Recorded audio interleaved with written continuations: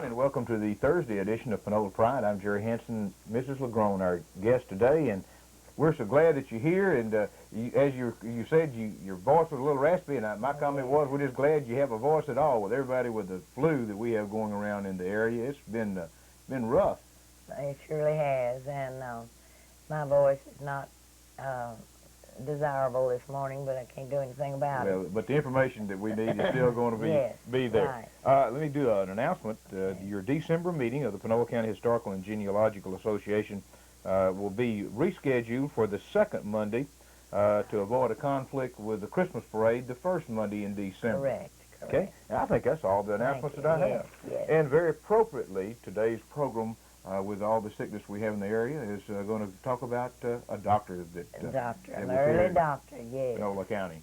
I don't know, it's kind of uncanny how things come to us, you know, that fit for the times.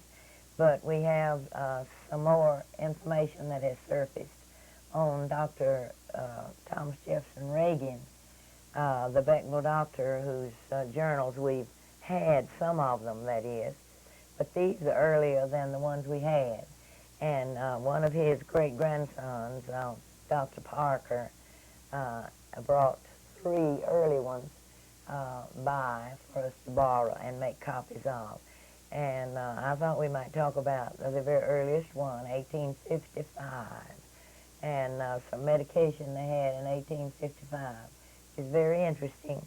He has in his journal, he has a running report on each patient, and what date he called on them, and what the symptoms were, and what his diagnosis was, and what his prescriptions were. And they're real interesting, especially since they're so different from medication today. I was interested when I found one that had throat infection and laryngitis. He called it laryngitis. And this is always my problem. When I have any cold at all, I get laryngitis. And the only time, I told girls in the office in there this morning, the only time I've ever been hospitalized, thanks Lord, for good health, ever been hospitalized in Panola General Hospital since it was established, was for 4 days to be in total isolation on account of my voice.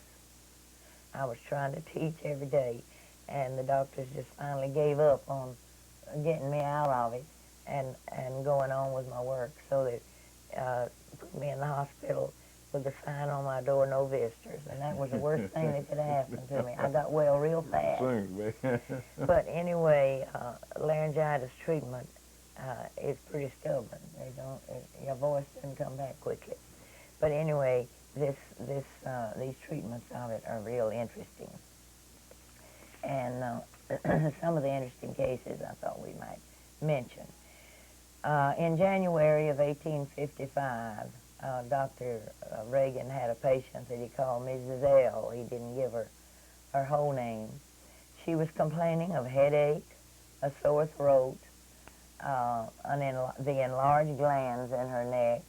Her tongue was coated with white fur, he called it, and she had considerable stomach distress and nausea. And she had sore muscles, and her back was killing her. Now, all that was wrong with it. And he didn't give a diagnosis of what she had too much wrong with her, but he prescribed Ipecac and quinine. Now, that's the combination of medication that he gave to her. He didn't go on to say how long it took her to get over all that, but that was pretty bad dosage. Of course, Ipecac nauseates worse than ever. And quinine, I grew up thinking quinine was for malaria and things of that sort. But in 1855, they used it for everything. It must have been their fever. It must have been. It must have been. Then he had, his very next case was that lady's 1-year-old child. And the symptoms that child had were the same as the mother had, except for one thing added. The skin was very red, scarlet, he called it. and he said it looked very much like scarlet fever. Well, there was an epidemic, I think, of scarlet fever going around at that time. So he prescribed for that baby, the year-old baby, castor oil, warm baths at night, and Paragark and niter to make it sleep, and rub liniment on its throat. Well, imagine giving a year-old baby all that. You'd think it would just about kill it, and I guess it did. Well, now, we got to think back, too, when you're talking about warm baths, and what year we're talking about We're talking about January in 1855. So that means you go out to the well, you bring the water in, you Right. warm it out on the stove. There's no Right. hot water Right. heater that... And you give the bath either by the open fireplace. Well, it was the open fireplace in 1855. They didn't even have iron stoves that early, I don't think. So it wasn't easy to give them warm baths, and as a year-old child. But the same family had a second child that was very ill at the time, and it was her 3-year-old. And it was delirious, critically ill, and its skin was dry and parched, and he diagnosed it definitely as scarlet fever. And that child, he didn't say how long it was very ill, but it was dangerously ill, and he was worried about it. He prescribed for that child Ipecac, and it was to have camphor and Ipecac mixed every 3 hours as a 3-year-old child. And the child appeared to be improving, and he thought that it was hopeful. And he said all the symptoms of returning convalescence were there. And then it took a sudden turn for the worse, and he lost that case. And then he had a long dissertation in his notes as to what he should have done, maybe, to save the child's life that he didn't do. You see, it was, doctors were trial and error. Aren't they still? I mean, something will work for one patient and won't work for another. They try it on another patient, and it may not be the right thing. You never know. But you have to trust your doctor, and that's what they had to do, too. Some unusual classes he told about. One was danger of diseases brought in by immigrants. I hadn't thought of that. In the 1850s, people were moving in great numbers. And some of them were having this same thing that everybody else was having, but they thought maybe it was brought in by these newcomers. Mm-hmm. So the newcomers weren't looked on with too much favor right at first if they had illness in the families. And one, Mrs. Thomas, that he listed in it, was 60 years old, and he said she evidently had been a healthy woman because she was the mother of 21 children. And if she lived through the birth of 21 children, she could stand nearly anything. Her symptoms were distressing headaches, a hacking cough, and pain in the left side, and he diagnosed it pleurisy. Now his prescription for pleurisy was a mustard plaster, and that was hot mustard seed, you know. And actually, I think that they would burn the skin till it'd be a blister from the heated mustard plaster. And he gave her then, in addition to the plaster on her side, gave her a mixture of morphine, calomel, Ipecac, all mixed together, and gave it at one big dose at 8 o'clock in the evening. And if it hadn't cleaned her out by 8 o'clock the next morning, do it again. And they always gave them a cleaning out, let's say, in the beginning. Then on in November of 1856, that's the next year, I skipped over to some, there's some kinds of medical tests that the two did that I thought might be interesting. Mrs. Julia Chapman, he was called in. She was very ill, and she was Dr. P.O. Bell, B-E-A-L-L, and this is a doctor I hadn't discovered before. Now, remember that Dr. Reagan was a doctor at Beckville, so these would be in the same vicinity. And he called Dr. Reagan in as a consultant on Mrs. Chapman's case. And he listed the symptoms that she had. She had a quick pulse, 160 per minute pulse. Skin was dry, a bluish color. Her tongue was dry, red at the edge, and coated again with white, flaky fuzz, fur. Her gums and teeth were dry and pale in color, and she was thirsty for cold drinks all the time. She had a tenderness over her bowels, and his treatment, now tenderness over her bowels, and he gave her Epicac, which is nausea stuff, and camphor, and sugar, and turpentine all mixed up. And she rested tolerably well that night under the influence of the opiates, he said. And he recommended adding 2 grains of lead to it the next day. I don't understand that, but he kept treating. She got worse instead of better. And I don't know how she could get better with that kind of treatment. On the second day, I followed that case through. On the second day, he, with Mrs. and Mrs. Chapman again, he said her condition was much the same, but he wanted to increase the medication. But her original doctor called in still another doctor, Dr. Graham, Dr. R.N. Graham. So he said for him, and that made 3 of them with her. She was critical, and that made 3 of them. And this doctor recommended such outrageous medication that even her doctor said, no, this is the first doctor that was with her is Dr. Bell. And he said they'd give her some more time on that. And here was the combination that he asked for. To make a large pill of blue, 5 grains. Several times he recommended blue. I don't know what blue was.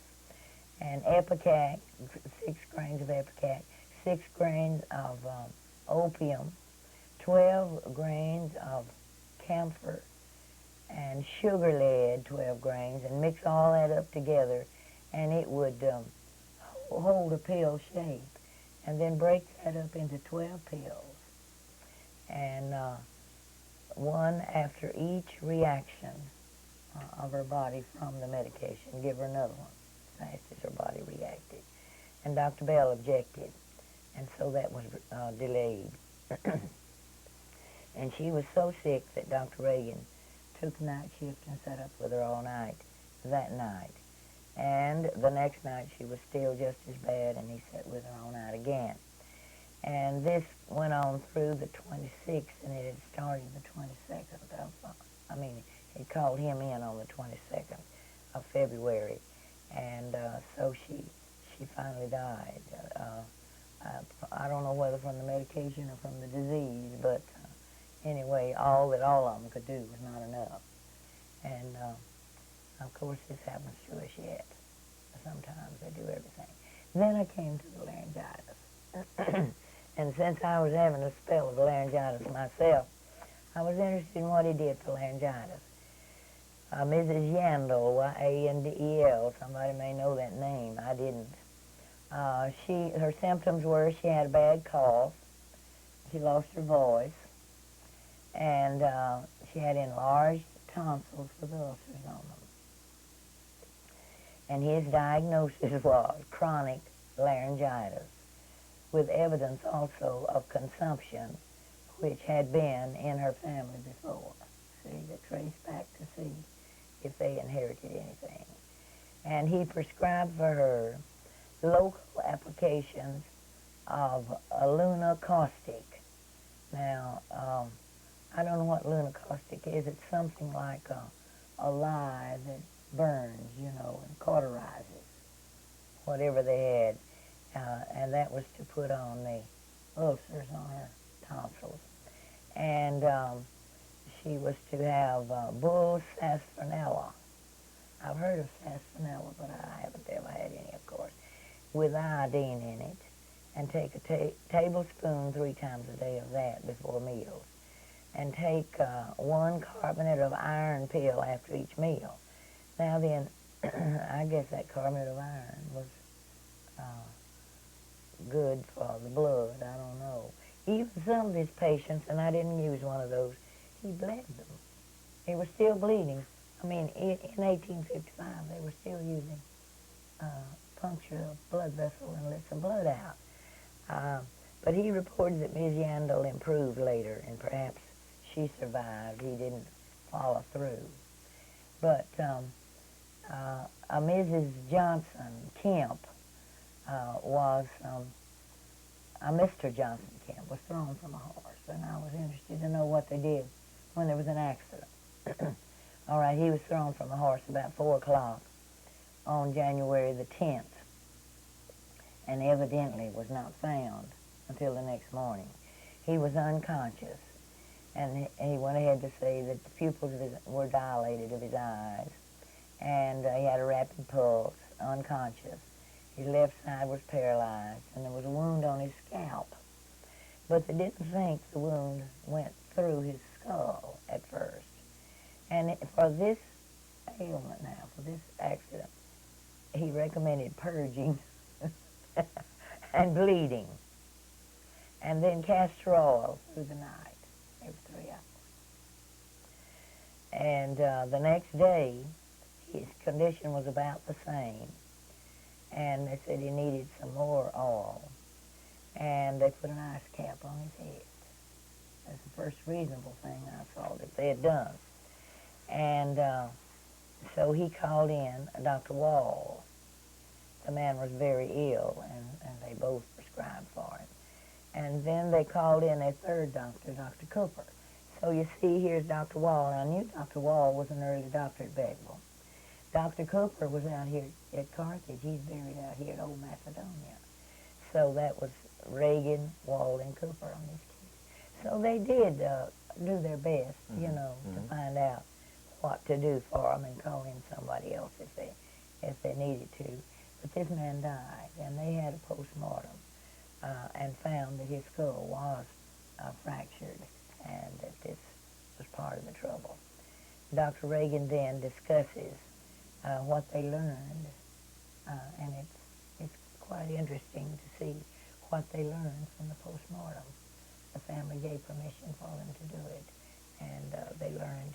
And that's very unusual in that day and time for them to get I permission. hadn't run across one before that did this.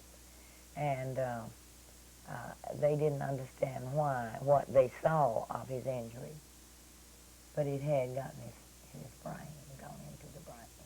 And he told about, in the report of the postmortem, he told about how much blood he'd lost in the brain, you know, and all of this. And this was where the danger was, and they didn't have any way of knowing this. No x-rays, no anything to see. So we have a lot of advance in medicine, but it still is a puzzling profession. But we have to trust the doctors to do what they think is right. And experience is what they were getting with every one of these cases. You bet. Think from where he was in the 1800s to where we are now, where we can go in and have heart bypasses and all kind of you transplants. can watch them do it in most cases. That's right. Even, you can have eye surgery and hear words to say all the time they're doing it and know just how it's getting along. But of course, these people didn't have that benefit. So we have come a long ways in medicine, and I, for one, am for everything they can do about it. You bet.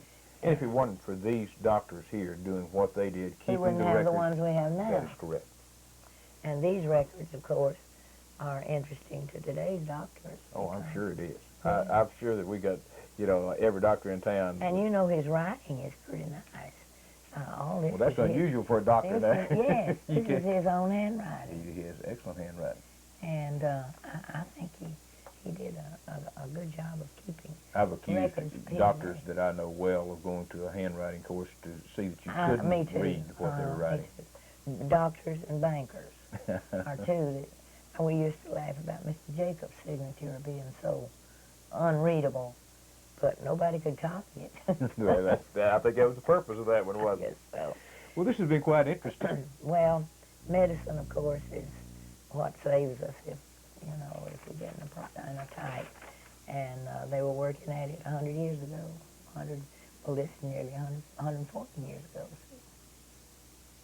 Well, we're glad that you're able to share that with us. Well, We hope thank that you. next week your voice is I improved, hope so, too. and I hope it won't be this unpleasant. I hope next that week. everyone that's out there suffering some symptoms of the flu is going to feel better as I soon hear as that possible. it's been all over the country. It has, and I hope that I haven't checked today at the schools in the area, but Somebody told me yesterday it was on the up now. maybe we are on the up, and I know it's awful rough, and if the weather would stabilize, I'm sure it would help some. I really have sounded worse than I felt. I just can't shake this voice thing. It takes a while to do that. Very good. Reminding everyone, too, that the Panola County Historical and Genealogical Association meeting for December will be on the second Monday rather than the first Monday of the month because of Because making of the parade. arrangements for the Christmas parade, and that's coming up. And everybody, I understand that we even have more shrine units than we've ever had You don't before mean coming. That's correct. I hope had a it'll be meeting nice just the weather. other day, and we're looking forward to it, and it's going to be a very, very fine parade. Good.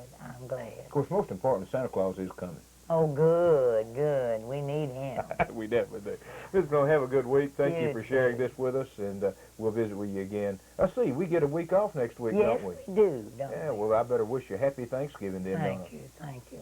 I figured we wouldn't broadcast on Thanksgiving. We best Day. go have a little turkey and visit with the our family, shouldn't we? That's right. Good deal. So, Well, until 2 weeks from today, to all of y'all, we'll be back tomorrow with the High Sheriff of Panola County. Until then, have a good day.